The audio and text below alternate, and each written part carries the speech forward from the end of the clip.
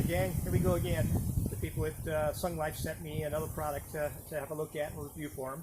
This is the cordless pressure washer, and it is a new improved version with a higher output than the previous version they were selling. Let's have a look at it.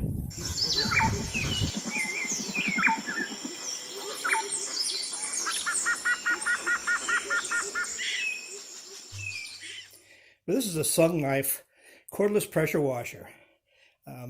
Just picked it up and it was just delivered by Amazon, and I wanted to try to share a little bit of information on this thing and the operation of it. I was reading all of the reviews on it, and some of the reviews were kind of negative, and the negative reviews were actually, in my opinion, because people just did not know how to operate it or what to expect. Now, I did look at a competitor's pressure washer, and they had the same kind of results in their reviews. So let's go over a little of how this thing is working, how it works, how the components are used, and exactly what to expect out of this thing, so that you don't waste your money and time buying something that you really don't want. All right.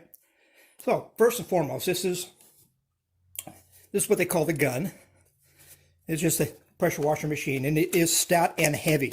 This thing is stout and heavy. It's made of plastic, but it's very, very stout, very, very heavy.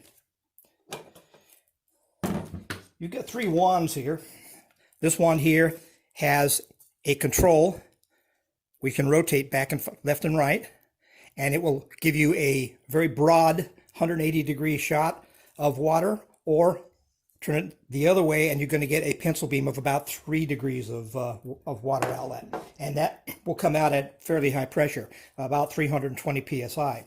You got an extension here, and the extension can be used to extend this wand even farther, or can be used to extend this wand farther, or can be used to extend the chemical, which is generally going to be soap most of the time, but extend that farther away from you. Keep in mind that you get water spraying out of these at tremendous pressures, and you don't want the stuff all over you. Get as far away as you can from yourself. Back to this wand here. This is a shorter wand. This wand takes your conventional pressure washer nozzles. Okay? Now, to insert it, now here's where we start running into the problems that people were having. To insert these items into this, you want to pull back on this ring. See this ring here? Pull back on the ring, take the metal end here, push it in, and then release the ring. Now that's going to stay in there. To get it out, to remove the pressure washer nozzle, pull back on the ring, lift the item out. This is a lot like the airlines that you would find around an automotive repair shop where the guys are operating air guns. They all use the same kind of things. Compressors in your home is just run the same way. Now let's go to the gun here. This is another spot people were having problems with. Now if you'll notice, there's sort of a T on this thing. See it? You want to take this in and put it in here. And if you look, you'll see it doesn't go all the way down. Rotate it around till it drops in place.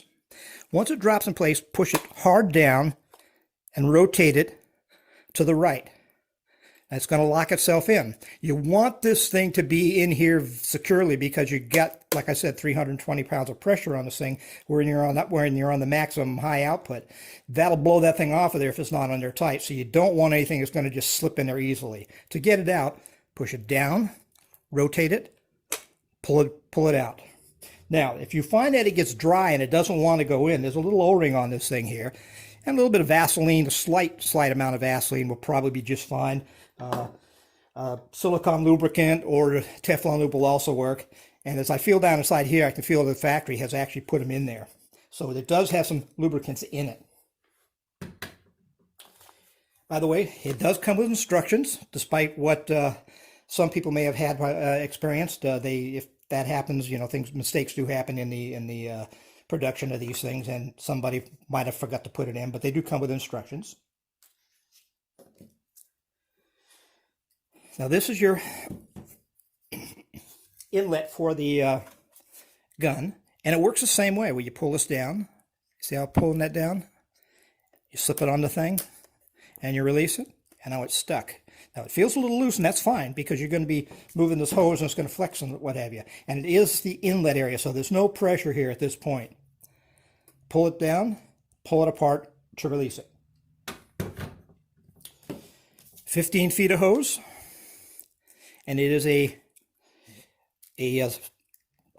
plastic hose with a lot of support materials in it to keep this thing from crushing and being collapsed. Right, now you want to attach these components to the hose. This is the inlet. That attaches to the gun. You're going to unscrew the end here, and you can take this cap off of it and slip the cap on. It fits nice and tight. You're going to take this barbed end here, and you're going to push it in until it seats itself. Now, if you have any trouble seating this barbed end, you can heat this up with either a flame, which I would suggest not to do unless you can control it very nicely, or put it in hot water. The hot water will soften the hose. It'll slip right on. Now you want to pull this up here, tighten the cap down, and it locks it in good and tight. On the other end, we've got the filter. And you do want to have this filter on to see. This way you keep junk from getting in the gun and ruining it. Now, if you'll notice on the filter, it has a barbed end, and it's a two-stepped barbed end. This is universal filter used in other applications, okay? So it means it's not basically made just for this gun. It's made for a lot of things, which is actually a good thing. Slip it into the hose, and just push it down till it reaches the end of the barbed area, and you're done. Okay, let's have a look at the battery. This is a 20-volt lithium-ion battery. It has a gauge on the end here, which gives you an indication of the level of charge. Push the red button here, and as you can see, it is fully charged. It came to me half charged, and I did top the charge up, so we'd have a full battery when we started operating. This is the wall wart for North America.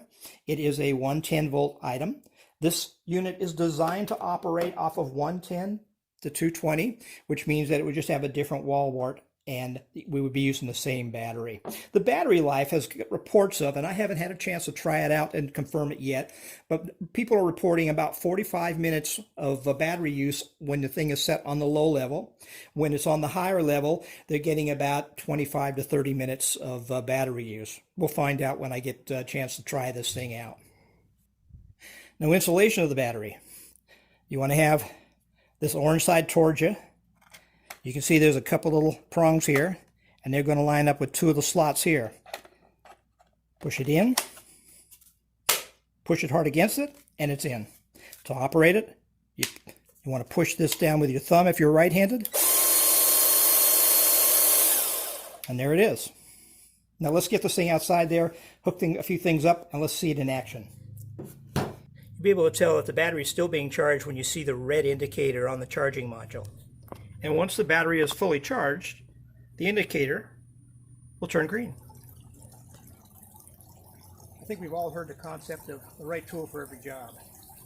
If this is the tool you need to do the job you're trying to get done, don't expect this to do it. On the same token, this job has very few uses around the household. It's way too much power.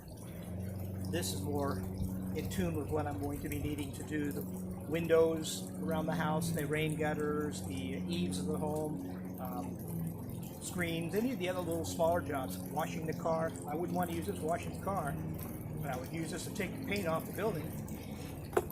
Okay, a few important points I want to bring out to you. First off, this item where it snaps on, you want to push it all the way up and make sure it seats completely on here. If not, it will not draw the water up through the hose. For the hose drawing the water up, it's going to take about 20 seconds for the water to reach the end of the nozzle. And when you're using the foam gun's going to take about 10 or 15 seconds for it to start drawing the soap out to the end of the nozzle. It's what I affectionately call the soap foam cannon. It's partially filled with soap. And what I do is I'll put it on the end here, lock it down,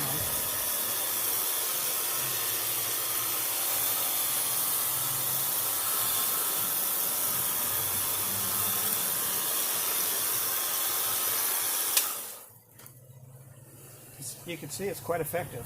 All right, I've removed the cannon. You get the regular nozzle here.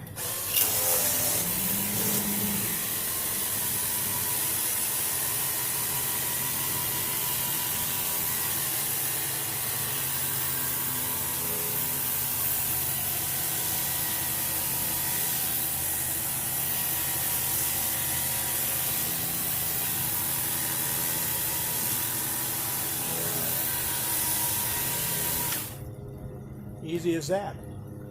Now a lot of guys take your bucket and they put soap in there and soap it up and what have you in there.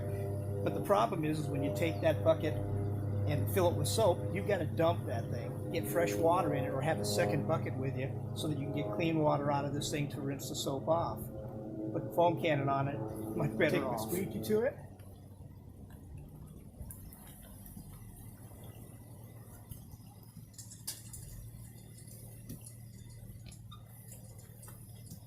Have a look at that dirty fence over there.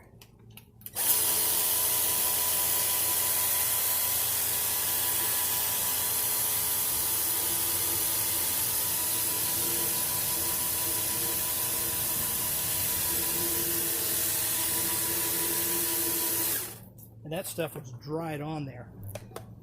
Now here's one for you that's a real toughie. And this would take some time, but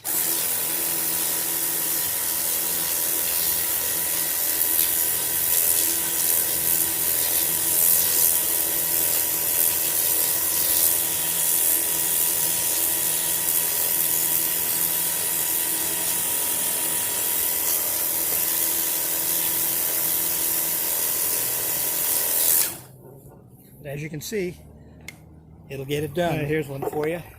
You're out and about, you don't have a pail, but you got a river, a lake.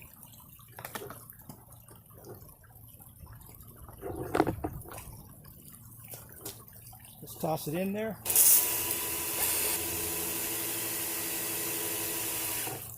And there you go. Takes about 20 seconds to get to the gun.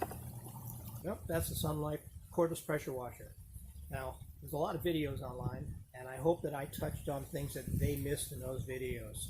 I didn't want to go and cover everything that they've already covered. Reason being, this video would be forever.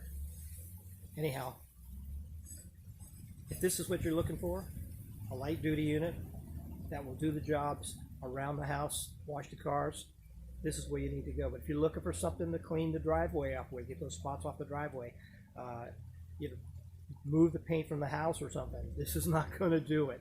You're going to need to get something much bigger and spend a lot more money. This is like around $100. That thing I showed you earlier, $550 to $600 for one of those. So there is a place for this in your home for use. Just be sure that you choose the one you want, the one you need. It's so unfair to the people trying to purchase and read the reviews on these things when people give bad reviews because they made a bad choice.